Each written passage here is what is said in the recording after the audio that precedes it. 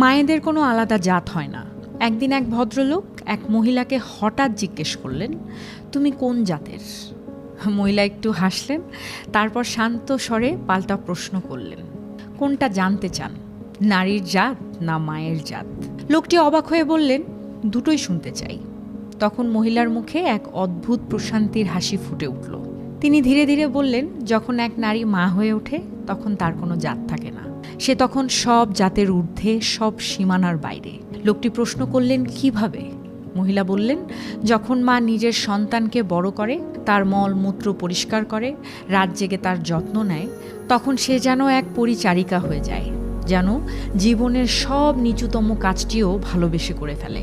এরপর সন্তান যখন ধীরে ধীরে বড় হতে থাকে, মা তাকে অশুভ থেকে রক্ষা করে, নিজের বুকের ভেতর আগুন জ্বেলে তাকে আগলে রাখে। ঠিক তখনই সে হয়ে ওঠে এক ক্ষত্রিয়, নিজের সন্তানের জন্য লড়তে প্রস্তুত এক যোদ্ধা।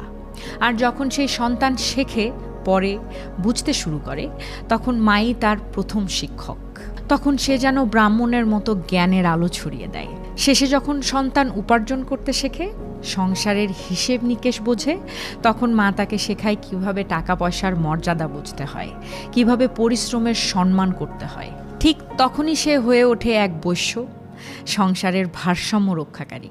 মহিলা একটু থেমে মৃদু হেসে বললেন, তাহলে এখন বলুন দাদা, মা কি সত্যি কোনো জাতের হতে পারে, নাকি তিনি সব জাতের রূপ, সব শক্তির প্রতীক?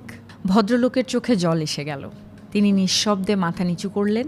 তার চোখে তখন দেখা গেল মায়ের জন্য এক অপার শ্রদ্ধা, সেই মায়ের প্রতি যিনি নিজের জাত ভুলে সন্তানকে মানুষ করেন, আর সেই নারী সত্তার প্রতি যিনি প্রতিদিন নিজেকে ভাঙেন শুধু ভালোবাসার জন্য। মহিলাটি হালকা হাসলেন। তার চোখে তখন গর্ব এক মা হওয়ার, এক নারী হওয়ার, এক জীবন সৃষ্টিকারী হওয়ার গর্ব। আজকের এই ভিডিওটি পৃথিবীর প্রতিটি নারীর প্রতি শ্রদ্ধা নিবেদন, যারা প্রতিদিন নিজের অস্তিত্ব ভুলে অন্যের জীবনে আলো জ্বালান। আর সেই সকল নারী সত্তার প্রতি আমার পক্ষ থেকে রইল অজস্র সম্মান।